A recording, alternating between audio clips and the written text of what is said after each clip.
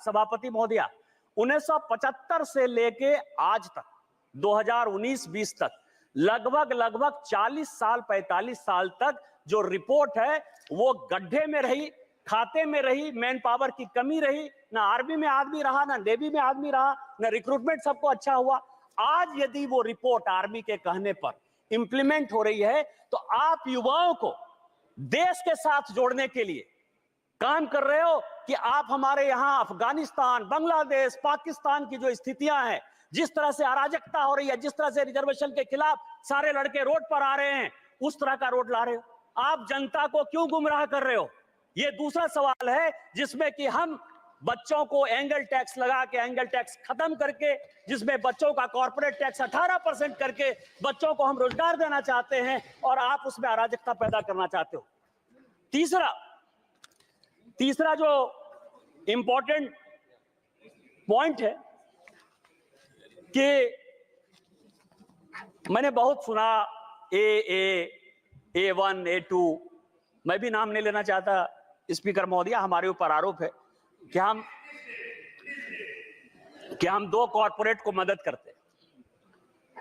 आपको बताऊं कि माननीय प्रधानमंत्री जी और वित्त मंत्री जी के डीबीटी स्कीम के पहले भारत में 1952 से भी एक डीबीटी स्कीम था, लाइसेंस परमिट कोटा राज का डीबीटी स्कीम था। डी से डालमिया, बी से बिरला, टी से टाटा, यही तीन ऐसे लोग थे, उसमें बजाज को भी जोड़ लीजिए, चौथा डीबीबीटी यदि करना हो तो। जूता सिलाई से चंडी पाठ तक इन्हीं लोगों को करना था। कार वो बनाएंगे, अखबार वो चलाएंगे, सीमेंट वो चलाएंगे, स्टील वो चलाएंगे। हमारी जब सरकार आई वो तो ट्रांसपेरेंसी से काम कर रही।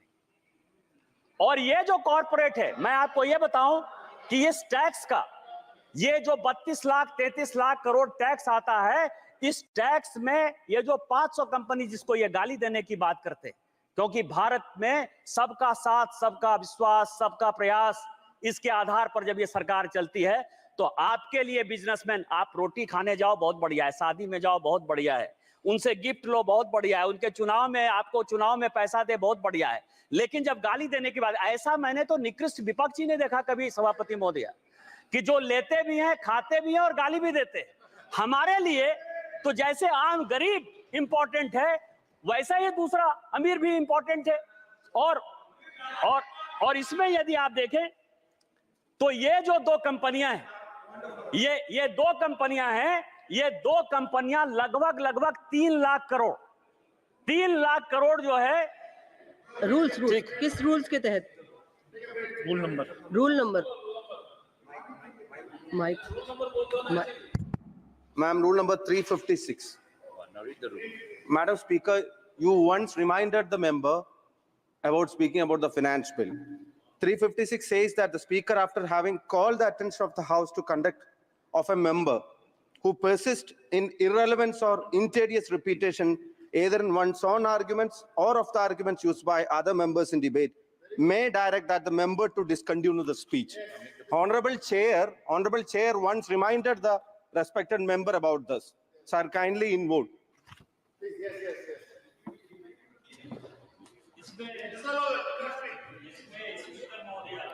रिपीटेशन, मैं एंजल टैक्स की बात कर रहा हूं, मैं कॉर्पोरेट टैक्स की बात कर रहा हूं। एंजल टैक्स और कॉर्पोरेट टैक्स को कैसे आप डिरेल कर रहे हो? मैं ये कह रहा हूं कि जिस AA कंपनी को आप कह रहे हो, वो 4 लाख करोड़ रुपया इस देश के किट्टी में दे रही है, जिसके कारण ये देश चल रहा है। आप क्या चाहते हो? कंपनी बंद हो जाए? आप क्या चाहते हो? बैंकों ने जो लाखों लाख करोड़ के जो है आपकी तरह जो फोनो बैंकिंग में वो बैंक बंद हो जाए? आप क्या चाहते हो कि आप चंदा भी खाओ, आप उनके शादी में भी जाओ और उसके बाद गाली देते रहो, चूंकि वो डिफेंड करने वाले नहीं है? तो आप जो है ये काम करो। इस देश का कौन ऐसा पॉलिटिशियन है जो अंबानी के शादी में नहीं गया? कौन ऐसा आदमी है? इनके पार्टी के जो महासचिव है प्रियंका गांधी, क्या वो शादी में नहीं गई? क्या बात कर रहे हो आप?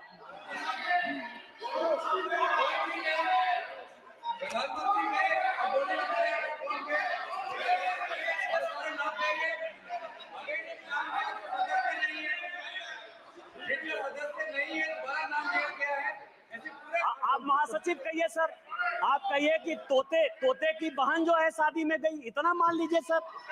प्लीज बजट पर कंप्लीट करिए। एक बयान हमने ये फाइनेंस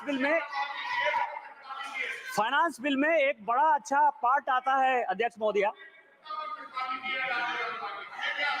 पीएमएलए का। और इस सदन में जितने लोग बोलते हैं वो इनकम टैक्स के बारे में बोलते हैं, ईडी के बारे में बोलते हैं और सीबीआई के बारे में बोलते हैं। सीबीआई तो खैर अलग संस्था है, लेकिन इनकम टैक्स और ईडी ये दो महत्वपूर्ण है। और इस फाइनेंस बिल में भी ईडी के लिए कई एक चीजें जो है वो बताई गई।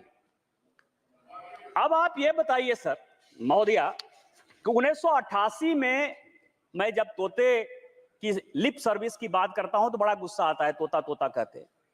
1988 में ये सदन के जानने लायक चीजें हैं कि राजीव गांधी साहब ने बेनामी ट्रांजैक्शन एक्ट कानून यहां लाया 1988 में, और 88 से वो 2017 पहुंच गया। 30 साल में उसके रूल्स नहीं बन पाए। आप हमसे हिसाब लेते हो कि हमने किसको पकड़ा किसको नहीं पकड़ा, कौन जेल गया, कहां ब्लैक मनी है कहां व्हाइट मनी है। कभी अपने गिरेबान में झांका कि 88 में बेनामी ट्रांजैक्शन एक्ट, और उसके बाद आपकी सरकार रही 91 से 96 तक, 2004 से लेकर 2014 तक। ऐसा भी नहीं कर सकते हो कि हम सरकार में नहीं रहे। आप लागू नहीं कर पाए। आप किसको साथ दे रहे थे? दूसरा मैं आपको बताऊं, ये सुप्रीम कोर्ट का आदेश 2012 में दिसंबर के महीने में बेनामी ट्रांजैक्शन एक्ट में संशोधन हुआ।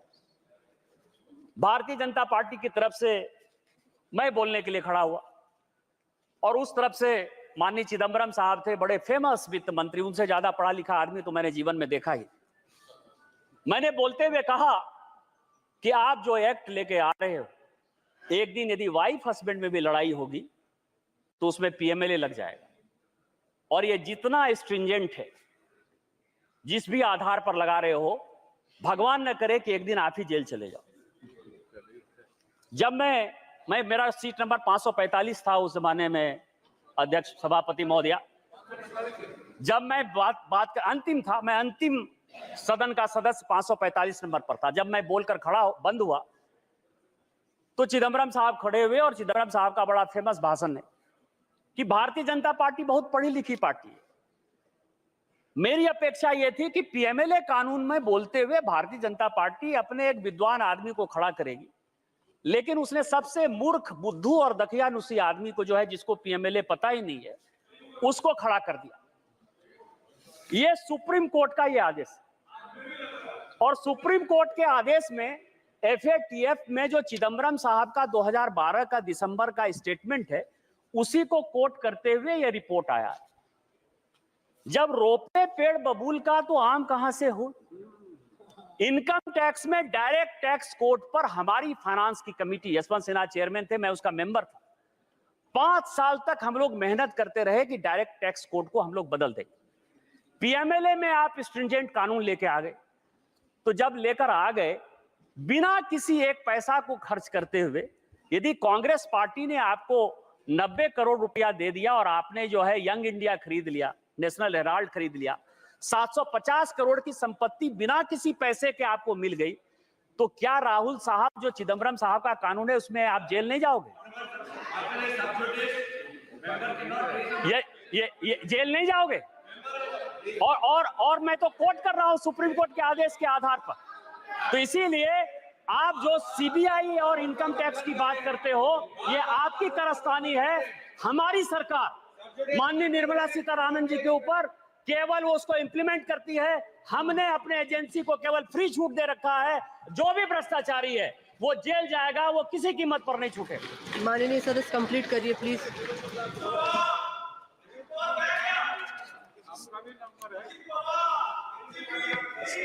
सभापति महोदया, इस देश के हालात बहुत अच्छे।